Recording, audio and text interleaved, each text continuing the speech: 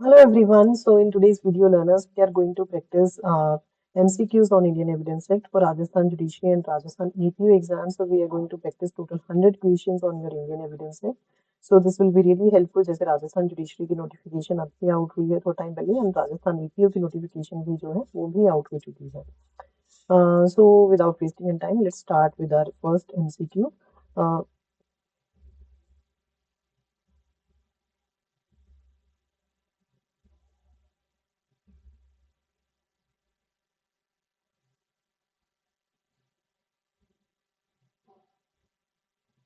So this is your first MCQ. Presumption under Section 113E of Indian Evidence Act can be raised if the suicide by the married woman is committed.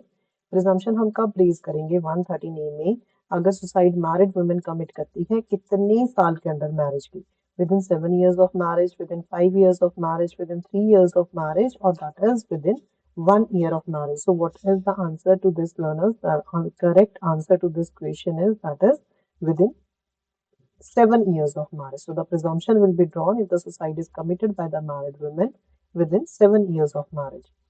Second question is Section 108 of Indian Evidence Act relates to what? So Section 108 Indian Evidence Act का किस चीज से relate करता है? That is presumption to death. ये section हमें क्या कहता है कि अगर किसी पर्सन के बारे में पिछले 7 साल से नहीं सुना हुआ है तो ये प्रिजम्पशन ड्रॉ कर लिया जाता है that the person is dead.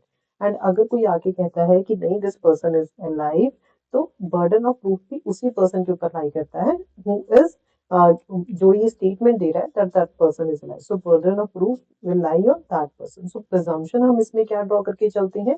Presumption of death, जिसके बारे में पिछले 7 साल से नहीं सुना है, जिसने नेचुरली उसके बारे में सुना होता. Next question is Section 110 of Indian Evidence Act in its operation is limited to immovable property, limited to movable, is not limited to immovable and applies to movable property, is not limited to immovable but applies only to certain movable property. So Section 110 किस चीज से deal करता है? Section 110 जो है this deals with burden of proof as to ownership. So Section 110 is not limited to immovable property, but that applies to movable as well. So C is the correct answer. Next question is estoppel is what? Estoppel जो है that is the rule of civil action. So sections 115 to section 117 of Indian Evidence Act deal with the rule of estoppel. This is the rule of civil action. This is not a rule of criminal action. Next is section 112 of Indian Evidence Act applies when there is dispute regarding what? Section 112 Indian Evidence Act का कब apply करता है? जब कोई dispute होता है किस चीज के regarding the paternity of the child कि who is the father of the child, then the presumption is drawn under your section 112. So ये भी आपको याद रखना है 112 में कंक्लूसिव प्रिजम्पशन हम इसमें ड्रॉ करते हैं. Conclusive presumption is drawn unless the non access is proved by the party. Next question is for presumption under section 107 the person is shown to be alive within that is 30 years. So section जैसे 108 हमने देखा that was presumption of death. Section 107 क्या है? This is presumption of survivorship. इसमें हम presumption draw करके चलते हैं कि अगर किसी कोई पर्सन पिछले 30 साल से जो है जिंदा है तो हम presumption ड्रॉ करके चलते हैं that the person is alive. And अगर कोई सडनली आके कहता है कि नहीं द पर्सन इज डेड तो the burden of proof will lie on the person who is giving that statement कि जो वो स्टेटमेंट दे रहा है that the person is dead, burden of proof भी उसी के ऊपर लाई करेगा. सो हम प्रिजम्पशन क्या ड्रॉ करके चलते हैं that the person is alive with in 30 years. तो 30 इयर्स का इसमें presumption of survivorship. Next question is several classes of facts which are connected with the transaction in a particular mode are relevant under which section? Particular mode relevant कौन सी section के अंदर है? That is section 7. This is not res geste. Res geste क्या है? Facts though not in issue are so connected with the fact in issue as to form part of the same transaction. ठीक है, यहाँ पे हमें क्या पूछे? Several classes of facts. So that is dealt under your section 7. Opportunity, cause, effect, state of things. So that is several classes of fact is dealt under your section 7. So B is the correct answer. This is very easy question, but number of times this is asked in different states. Section 8 of Indian Evidence Act में क्या relevant होता है? Motive, conduct and preparation. All of the above is relevant. Next is under section 32 of Indian Evidence Act. A statement of a person who is dead to be admissible must relate to the cause of his own death, may relate to the cause of someone else's death, may relate to the cause of his own death or someone else's death. Both B and C are correct. So what is the correct answer to this question is that must relate to the cause of his own death. So अगर जो statement है वो उसकी खुद की death के regarding है तभी हम सेक्शन 32 में जो है उसको रेलिवेंट मानेंगे. Next is a dying declaration is admissible in both, that is in civil as well as in criminal proceedings. जब आप सेक्शन 32(1) पढ़ोगे तो उसमें लिखा हुआ है what ever may be the nature of the proceeding, कि चाहे कुछ भी नेचर हो प्रोसीडिंग्स की, so that is relevant in both civil as well as criminal. Next question is under section 45 the opinion of the expert can be for. Expert का opinion किस चीज के रिगार्डिंग लिया जा सकता है? दोनों चीजों के रिगार्डिंग, चाहे वो आइडेंटिटी ऑफ हैंड राइटिंग है, चाहे वो आइडेंटिटी ऑफ फिंगर इंप्रेशन है. Next question is oral evidence under section 60 of Indian Evidence Act that may be direct only. So oral evidence must always be direct. Next is in criminal proceedings burden of proof किसके ऊपर lie करता है? The burden of proof always lies on the prosecution to prove the guilt of the accused. अगर कोई benefit of doubt है that is given to the accused, but burden हमेशा prosecution के ऊपर लाई करता है, उसी को प्रूव करना होता है. क्रिमिनल ट्रायल्स में the onus is on the accused to prove that his case falls in any of the general exception, any of the special exception, any of the proviso to any provision. So the correct answer is that is all of the above. This is given under your section 105. Criminal trial में जो owners है वो accused के ऊपर lie करता है to prove that his case falls in any of the general exception. See वैसे तो हमने देखा burden of proof criminal cases में प्रोसिक्यूशन के ऊपर लाई करता है, बट अगर एक्यूज चाहता है कि कोर्ट ये माने कि उसका केस किसी जनरल एक्सेप्शन में जो हमें आईपीसी में चैप्टर 4 में दी हुई है या स्पेशल एक्सेप्शन या प्रोविजो में लाई करता है, तो वो हमेशा बर्डन जो है एक्यूज के ऊपर लाई करेगा. ये हमें सेक्शन 105 में दिया हुआ है. Next question is a accomplice is a competent witness under this section, that is 133. This is very important.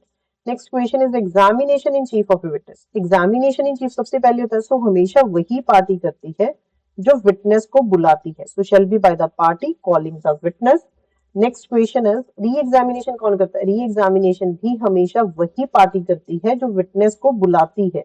ठीक है, examination in cheap and re examination हमेशा वो पार्टी करती है विटनेस को बुलाती है, क्रॉस हमेशा ऑपोजिट पार्टी करती है. सो ये आपको याद रखना है तीनों चीजें. सबसे पहले एग्जामिनेशन इन चीफ होता है, फिर क्रॉस होता है, फिर री एग्जामिनेशन होता है. Re-examination of a witness can be for the purposes of filling what is left over in examination chief, can be for the purposes of explaining the matters referred to in cross-examination, can be for the purpose of explaining the matters referred to in examination in chief, or that is all of the above. So the correct answer is can be. Re-examination हमेशा cross के बाद होता है. So this is for the purposes of explaining the matters referred to in cross-examination. This is given under your section 138. Next question is Indian Evidence Act was drafted by whom? Indian Evidence Act किसने draft किया था? ये question भी काफी बार आया है, sir James F Stephen ने. इंडियन एविडेंस एक्ट किसके ऊपर अप्लाई करता है? Indian Evidence Act applies to judicial proceedings in court, tribunals या आर्बिट्रेटर के ऊपर ये अप्लाई नहीं करता है. Things that are done by a conspirator, direct आपको सेक्शन बेस्ड क्वेश्चन है, that is very scoring. This is dealt under your section 10. Next is Section 13 of Indian Evidence Act is not confined to public right but covers the private rights also. ये सिर्फ public rights पे नहीं, ये private rights को भी cover करता है. Previous conviction of a person is relevant under which section? That is explanation 2 to section 14. Next question is contents of a document may be proved under section 61 either by primary or by secondary evidence. So document contents आप चाहे primary, secondary दोनों से ही prove कर सकते हो. Secondary evidence of a document means what? That is copies of that document, oral accounts of the contents of the document. The correct answer is both A and B. ठीक है, दोनों में ही हमें दिया हुआ. Next question is under section 45. The opinion can be of both. This is a repeated question. Next question is facts which need not be proved by the parties. Facts जो parties को नहीं prove करने include facts of which judicial notice has been taken, facts which has been admitted by the party at or before the hearing. So the correct answer is that is both A and B. This is your 56 and 58 section. So facts which need not be proved by the parties ये दोनों को ही include करता है. Next is under section 45 the opinion of the expert can be on the question of that is foreign law. Expert का opinion foreign law के regarding लिया जा सकता है. Next is opinion of expert वो conclusive नहीं होता है, that is only supportive and corroborative in nature. Expert के ओपिनियन के ऊपर कन्विक्शन जो है नहीं हो सकता। Relationship in Section 50 of Indian Evidence Act means by blood only, by blood or marriage or adoption, only A and not B and C. The correct answer is C. Relationship by blood, marriage or adoption तीनों को ही ये include करता है. Let's see our further questions.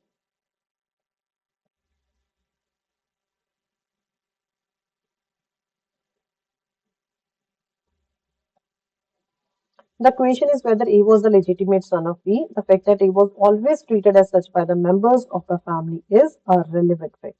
So ये क्या है? ये एक relevant fact है.